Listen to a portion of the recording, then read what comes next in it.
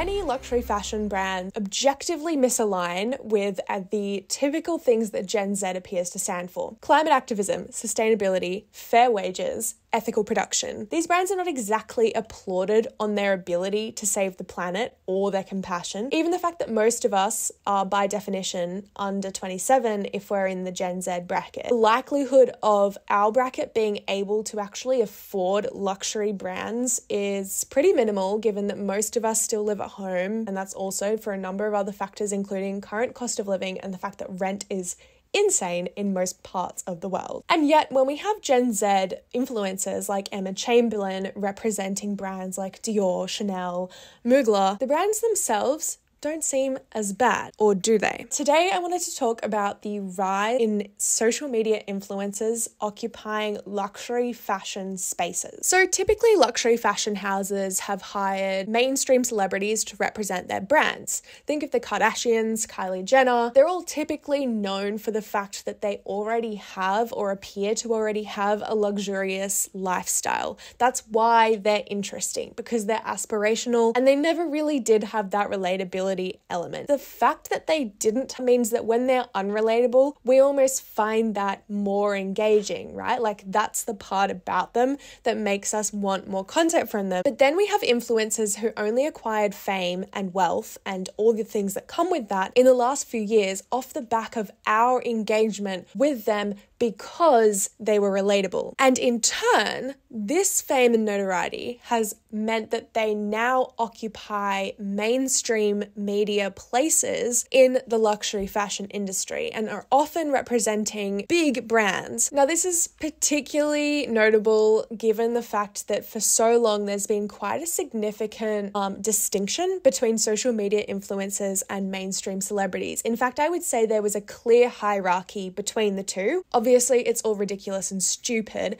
but that was how things used to be, and they probably still are in many ways. However, this is changing because our girl Emma has changed it for the better. Well, is it for the better? That's what we're going to find out. Among the Gen Z influencers who do tend to work with luxury brands, there does seem to be a very specific identity and trope, and that is, we're just like you, we just have a bit more of a luxurious lifestyle. Just a bit more. Like it's nothing. Like when it comes down to it, we're literally the same. In many ways, these influencers were genuinely just like us at one stage, or similar to their audience at least. I mean, that was the way or reason that they got fame in the first place. We liked their personalities because it felt authentic and genuine. It's obviously important though to quickly remark on the fact that these influencers that I'm going to be discussing all are obviously conventionally attractive and white, and that evidently had a massive influence in their trajectory in the celebrity world. Probably the most notable and the person you're all thinking of right now is our girl Emma Chamberlain. Broadly, she started making YouTube videos when she was about 15 years old and still in school, and a lot of her vlogs followed her literally at school or down to her local coffee shop, and most of them were honestly set in her bedroom or her car. To the untrained eye, these videos were nothing special, and yet her contagious personality meant that they just took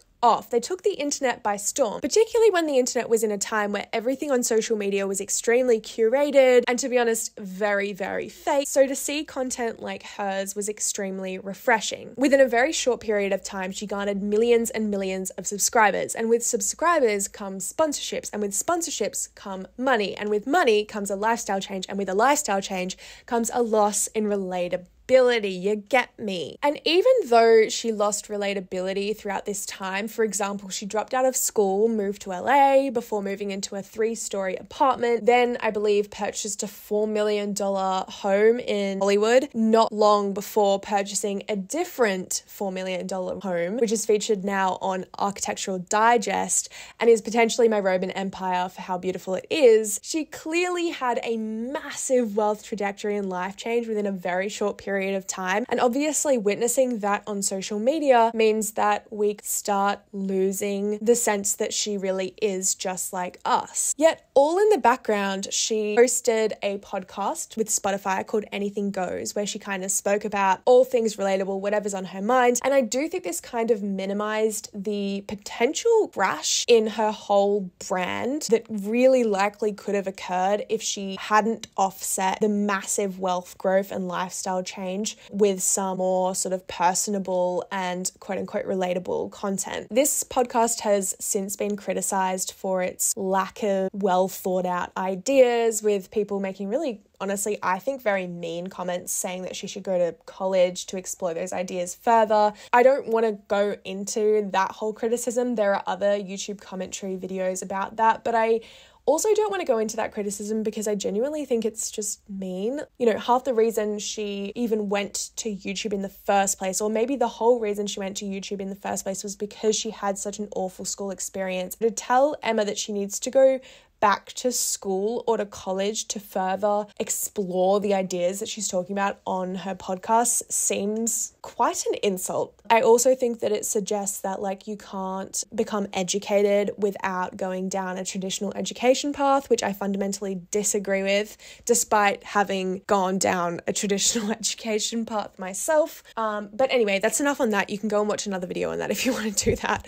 Not long after her Architectural Digest, and probably around the same time, so I'm talking 2022, she was invited to the Met Gala by none other than Anna Wintour herself. Just quickly on this is a very, very, very impressive transition, especially off the back of what I was saying before about how there was for so long such a strong distinction between influencers and mainstream celebrities, especially at events like the Met Gala, which are typically only attended by mainstream celebrities. And also you have to be in Anna Wintour's good books. Like Anna Wintour is kind of known that if she's not really vibing with your whole image at a given time, she won't invite you. And then that can have potential knock-on effects in your career. And ever since then, she's been occupying the luxury fashion industry space. And we've seen a little bit less of her on YouTube until recently. In this video entitled Fashion Week, The Naked Truth, within the first few seconds, we see Emma being fed grapes and being dressed for a Prada runway show in a hotel room bathroom in Milan by her best friend Jared. She then goes on to a fitting with Gucci for their runway show, what appears to be a Gucci after party, before catching a flight to Paris and heading to an Acne Studios fitting and then show, a Courrèges show, a Vivienne Westwood fitting and then shows for both Rick Owens and Mugler.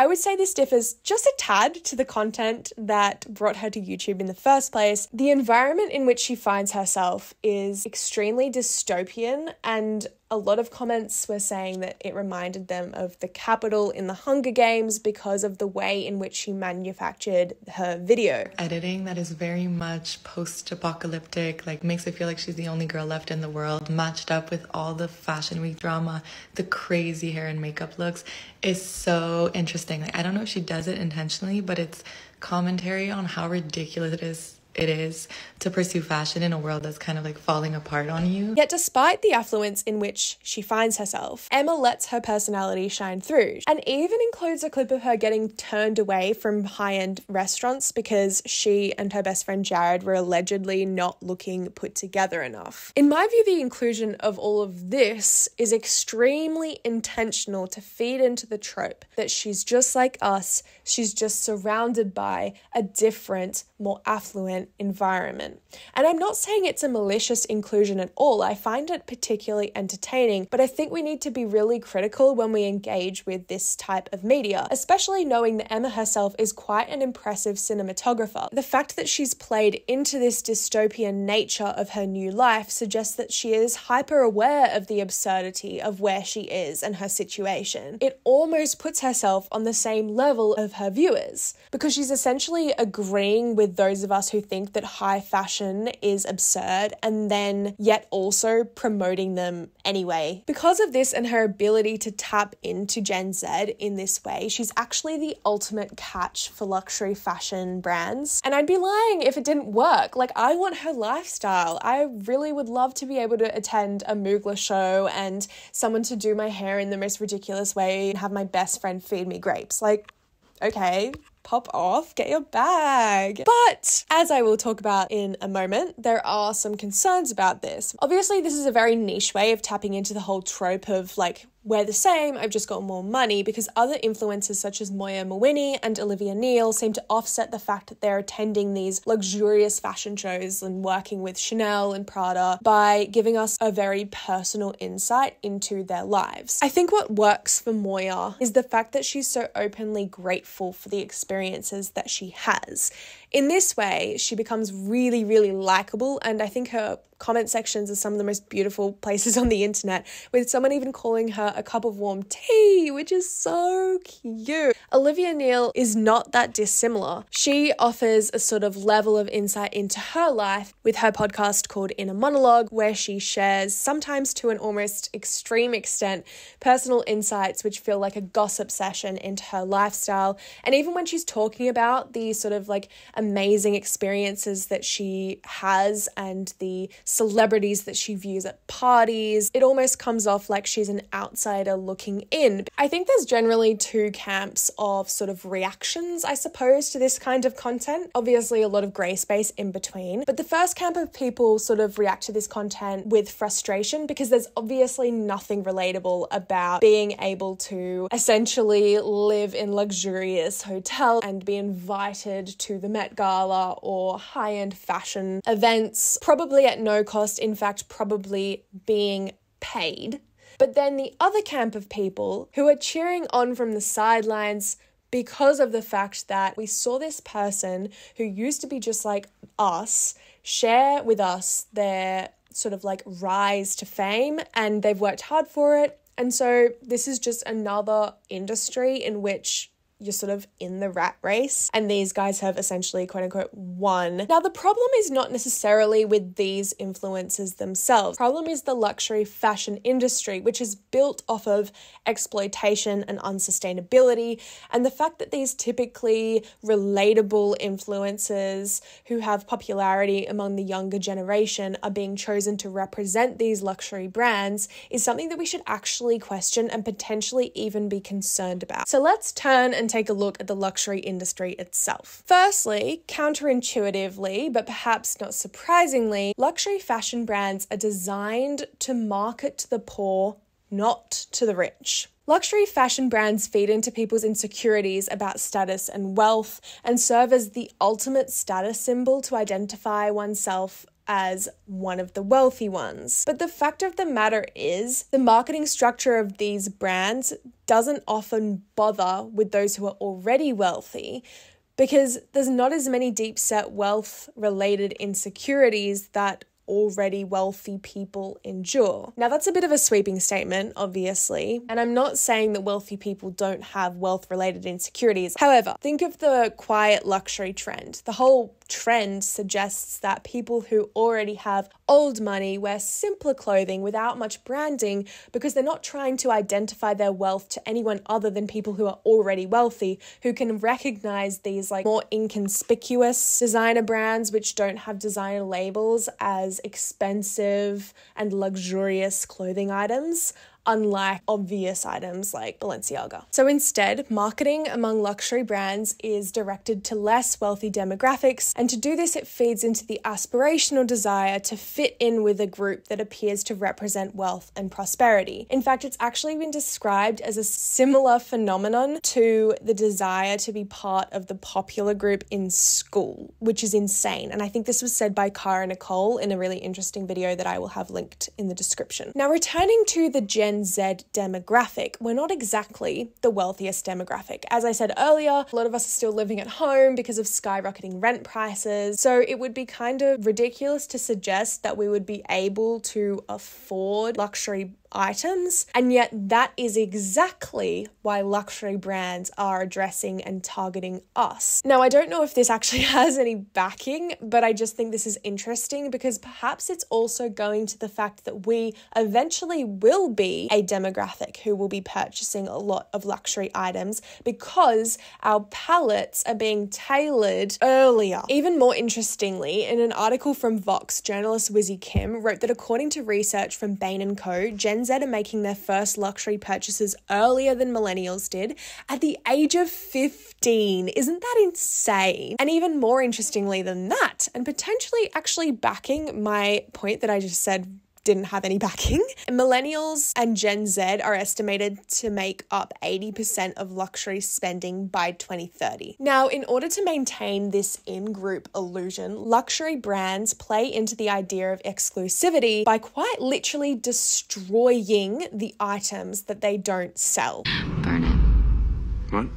You may have heard of Burberry burning unsold stock to give the illusion of scarcity, and also it's a practice that's been linked with Louis Vuitton, Coach, Michael Kors, and Juicy Couture. Now, why would you do that? Why would you do that? You may ask. Well, apparently, instead of having a sale, which would destroy the brand's allure of luxury and scarcity, burning is the next best option. What's even more concerning is that apparently a whopping 30% of stock often doesn't get sold at the end of the season, which is 30% of perfectly good quality items being destroyed just to protect this luxurious brand image. It just seems like the most dystopian capital thing I've ever heard. Okay, but you might be thinking, well, it's luxury, it's a high price point because the brand prioritizes sustainability and quality. Unfortunately,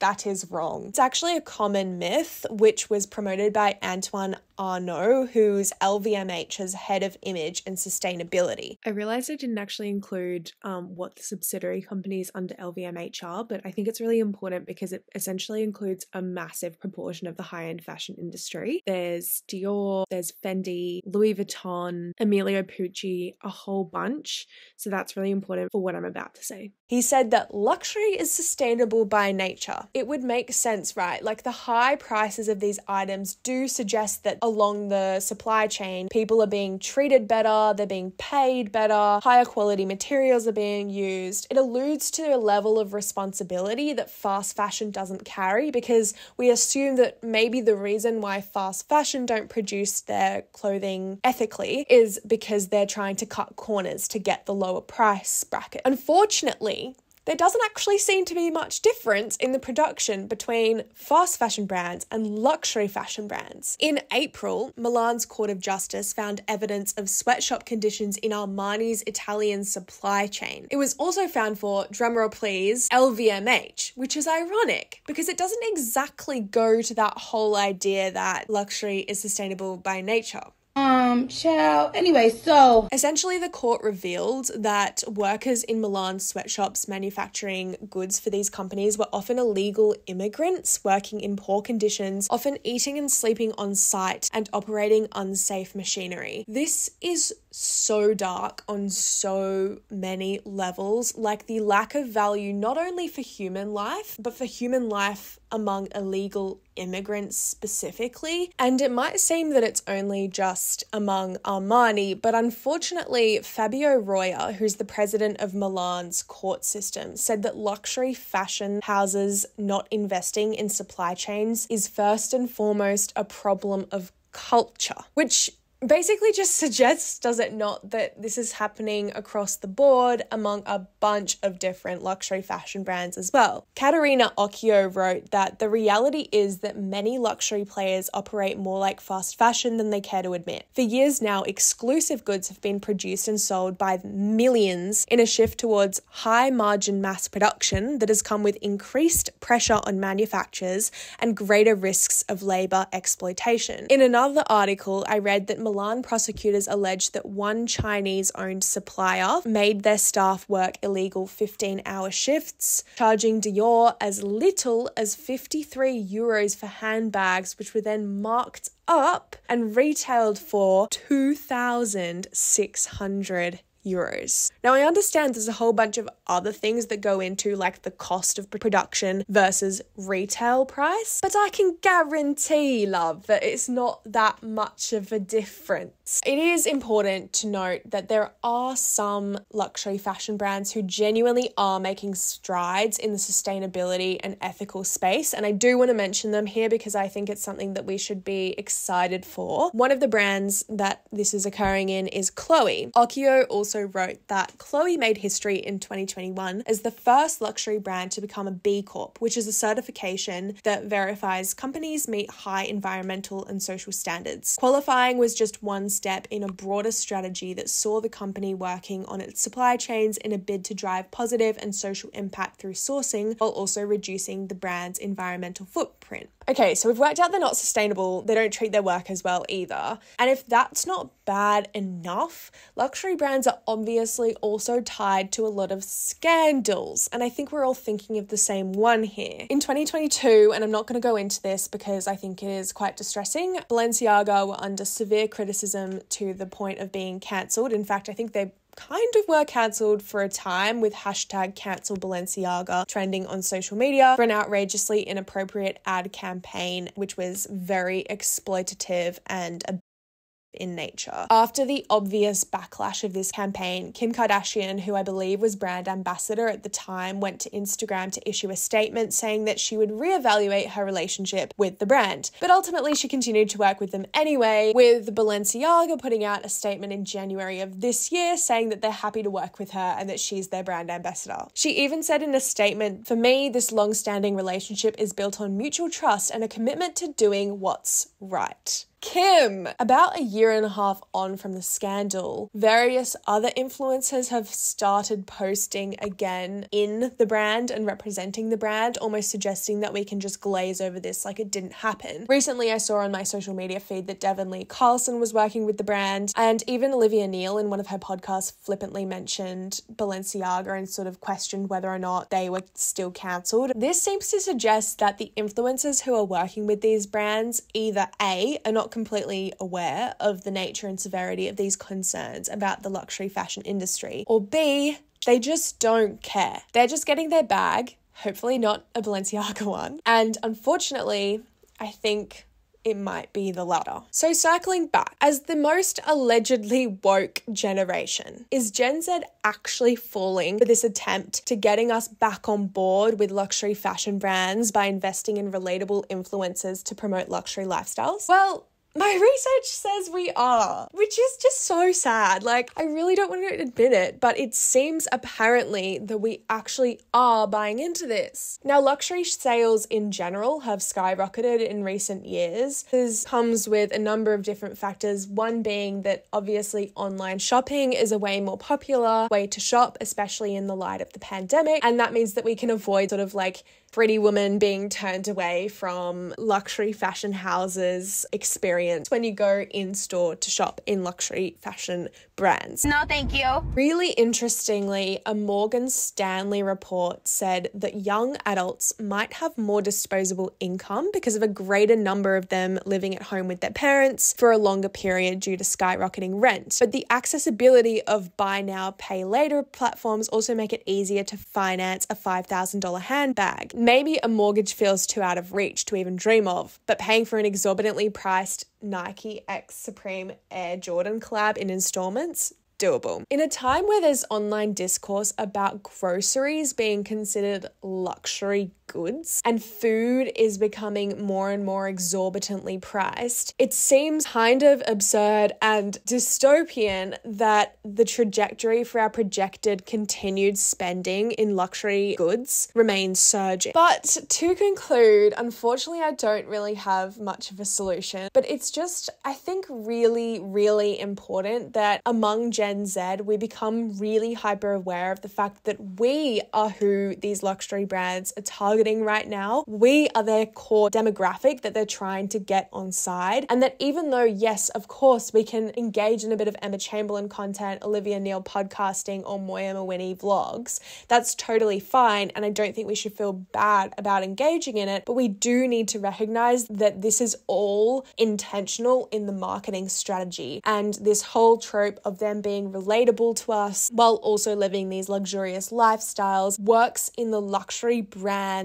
favor. Yes, it works in their favor too, but it works ultimately in the luxury brand's favors that they're representing, and we just need to be really hyper aware of that. It's also really good and can be empowering to note that these companies are often publicly listed, and so they really care about what consumer preferences are. So if we start thinking about where we purchase things as being almost a vote not dictating like corporate behavior, that can kind of give us a little bit more empowerment, make us feel like even though, yes, we might be targeted as the generation that marketing is going to right now, we potentially have a lot of sway in what these companies start to do in relation to like ethical labor, sustainability. I think that leaves me at the end of the video. Let me know if you actually engage with these influencers' content and what you felt about seeing Emma's video, because I know it generated quite a lot of discourse online. I just want to say a massive thank you for the reception on my previous video. That was completely unexpected. I genuinely expected like 50 views and we kind of exceeded that. So thank you so much. And yeah, let me know if you'd like me to film anything further in this kind of space, and I'll see you next time. Bye.